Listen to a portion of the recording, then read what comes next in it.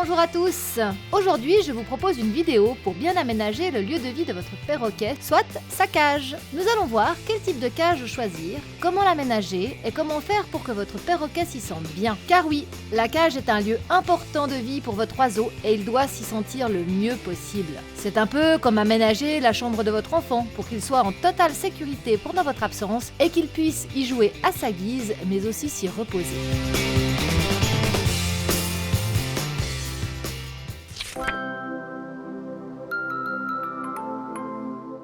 Choisir la cage de son perroquet est un vrai casse-tête. Et sur internet et sur les réseaux sociaux, vous entendez tout et son contraire. Avant même de prendre un perroquet, informez-vous sur la cage dont il aura besoin. Assurez-vous d'avoir la place chez vous pour vous donner tout l'espace nécessaire. Plus la cage est grande, mieux c'est. Pour moi, la taille minimale d'une cage doit permettre à l'oiseau de faire au moins 2-3 battements d'ailes d'un bout à l'autre. Si votre oiseau ne peut pas voler dans sa cage, c'est qu'elle est trop petite. Je vous mettrai en description de la vidéo les tailles de cage que j'estime minimales selon l'espèce de votre oiseau. Privilégiez des cages qui soient plus larges et longues que hautes. Les volières type tour ne sont pas adaptées car vos oiseaux ne volent pas à la verticale. Ce ne sont pas des hélicoptères. Il leur faut aussi des cages rectangulaires et non rondes. Les oiseaux ont besoin de pouvoir tourner le dos à un mur pour ne pas avoir à surveiller 360 degrés en permanence. Il existe quelques petites astuces de cage qui améliorent la vie du propriétaire de perroquet, comme ces petites trappes sur le côté, où vous pouvez mettre les gamelles ou le nid en extérieur, ce qui évite de prendre de la place inutilement à l'intérieur de la cage. Mais aussi qui permet de les changer sans avoir d'intrusion dans la cage, ce qui est très pratique avec des oiseaux sauvages ou agressifs. Mais si votre cage est assez grande et que vos oiseaux vous laissent accéder à l'intérieur de la cage, ce n'est pas un problème de mettre les gamelles en intérieur.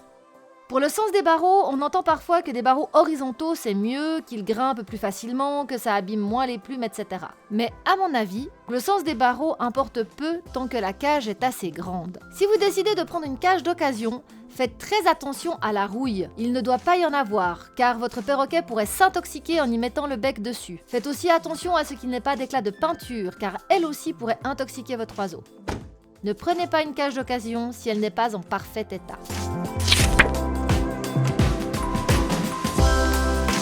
Maintenant qu'on a la cage, il va falloir l'aménager. Prévoyez plein de types de perchoirs différents. Il vous en faudra en bois lisse, en bois brut, en corde, en échelle, etc. L'important est d'avoir le plus de variété possible dans la forme, la texture et l'orientation. Car si tous vos perchoirs sont identiques, l'appui sur les pattes de votre perroquet ne se fera qu'au même endroit, et cela pourra lui développer des escarres sous les pattes. Prévoyez aussi des perchoirs minéraux et ergonomiques. Ces derniers permettront d'user leur bec et leurs griffes tout en leur apportant quelques minéraux essentiels. Selon les possibilités qu'offre votre cage, vous allez choisir vos gamelles. Pour ma part, j'ai choisi des gamelles à graines Commodore pour l'extérieur, pour mes calopsites, et aussi des sortes de petits biberons qui se clipsent en extérieur pour l'eau. Mais pour l'intérieur de la cage, je conseille ces gamelles clipsables qui sont autant faites pour les graines que pour l'eau. Elles sont pratiques car elles évitent que l'oiseau ne les fasse tomber. Par contre, mon conseil est d'avoir au moins un jeu de gamelles, eau et graines par oiseau. Comme ça, ils ne se bagarreront pas pour avoir accès aux gamelles. J'ai aussi à disposition des petites pinces et autres petits supports qui vont permettre d'y accrocher des friandises et autres petits accessoires comme l'os de sèche. L'os de sèche est indispensable. Votre perroquet doit y avoir accès en permanence pour assurer une suffisance en calcium. Il vous faudra aussi des jouets. Ils seront importants pour occuper votre oiseau. On évitera tout ce qui est miroir et grelots car ils peuvent s'y coincer le bec. On privilégiera des objets à gruger et à détruire ainsi que des jouets foraging. Pour terminer la cage, il vous faudra une baignoire. Les oiseaux ont besoin d'avoir accès au bain le plus possible. Personnellement, les miens n'aiment pas se baigner, mais je leur mets quand même un fond d'eau au cas où. Vous pouvez trouver différents modèles, dont certains qui peuvent s'accrocher à la cage. Moi, je préfère une baignoire à terrarium qui fait très bien l'affaire. Un dernier accessoire primordial est la lampe UV. Ces lampes spéciales oiseaux, attention à ne pas prendre celles pour reptiles qui risquent d'abîmer les yeux de votre perroquet, permettent à votre bébé de profiter des bienfaits des rayonnements UVB qui aident à l'assimilation des vitamines et des minéraux comme le précieux calcium.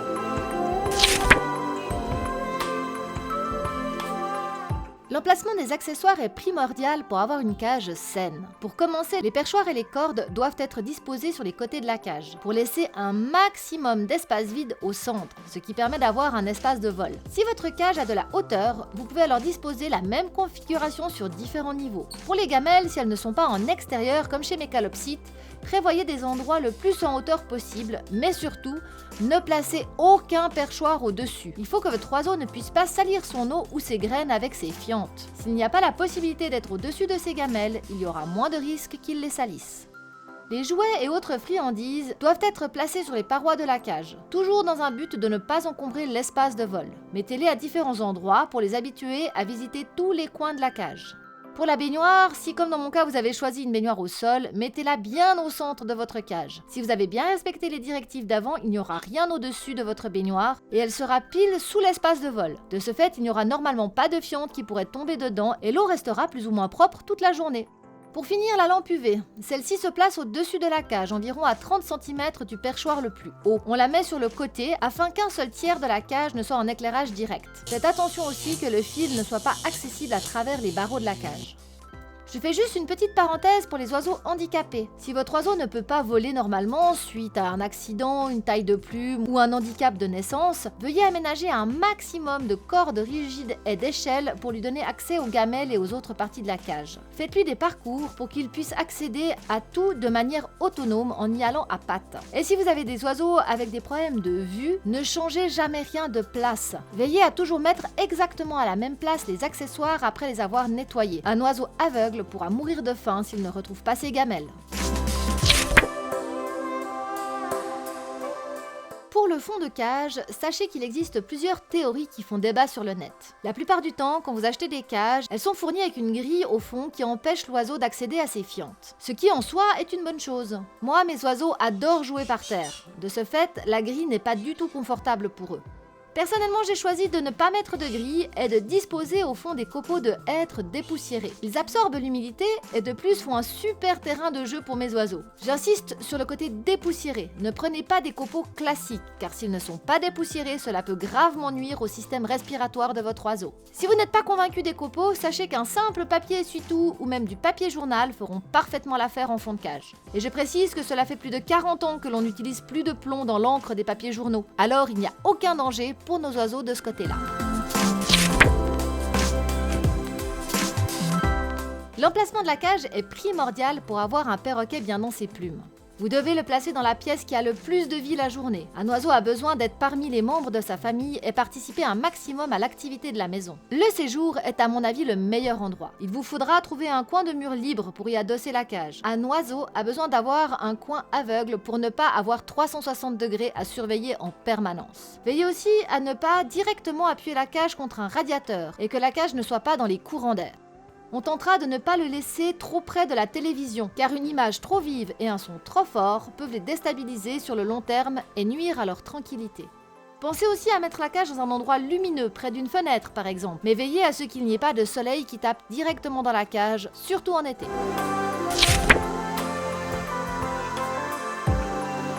Avoir une belle cage ne sert à rien si on ne l'entretient pas. Voici une petite liste non exhaustive de ce qu'il faut faire. Tous les jours, vous changez, lavez les récipients d'eau, gamelles et baignoires, et vous changez et lavez les gamelles de fruits et légumes et de graines germées. Une fois par semaine, vous nettoyez entièrement toutes les gamelles, y compris celles de graines sèches, nettoyez tous les perchoirs et les jouets, et vous nettoyez le fond de la cage et changez la litière. Et je vous conseille une fois par mois de tout enlever et de tout désinfecter. Pour cela, vous pouvez utiliser du vinaigre blanc, dilué dans un peu d'eau, ou un bon nettoyeur vapeur. Si vous utilisez des produits de nettoyage conventionnels, il faut rincer abondamment et bien laisser sécher et aérer la cage avant d'y remettre les oiseaux.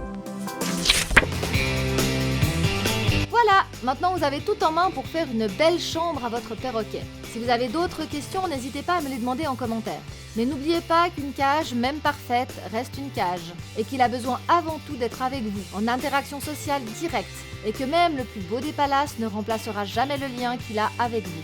Sur ce, je vous dis à dimanche pour le live hebdomadaire. Des bisous bisous les amis!